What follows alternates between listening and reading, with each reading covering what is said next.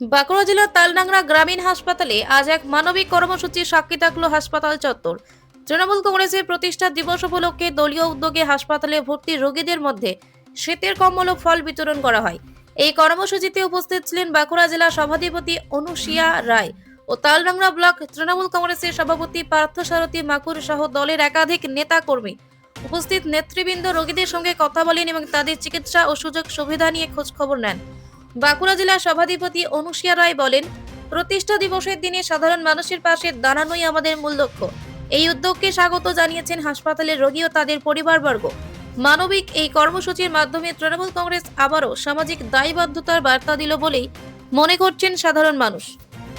আজ আমাদের সর্বভারতীয় তৃণমূল কংগ্রেসের ২৯তম প্রতিষ্ঠা দিবস। সেই উপলক্ষে আমরা সকাল থেকেই আমাদের দলীয় পতাকা উত্তোলন করলাম।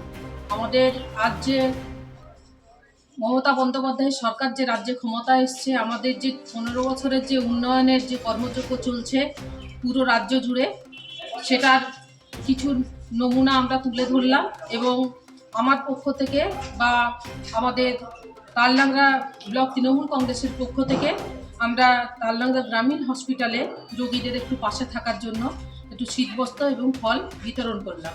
আমরা সারা বছরই মানুষের সাথে পাশে থেকে কাজ করি।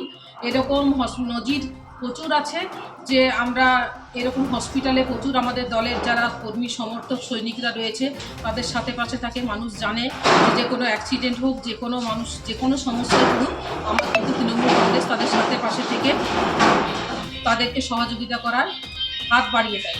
সেটাই আজকে বছরের প্রথম দিন, যাতে আমাদের সারাটা বছর ভালো যায়, মানুষের পাশে থাকতে পারি, সাথে থাকতে পারি, মানুষের বিপদ আপদ ভগবানের কাছে ঈশ্বরের কাছে প্রার্থনা করা যাতে তাদের বিপদমুক্ত হয়, তারা সুস্থ থাকে, ভালো থাকে।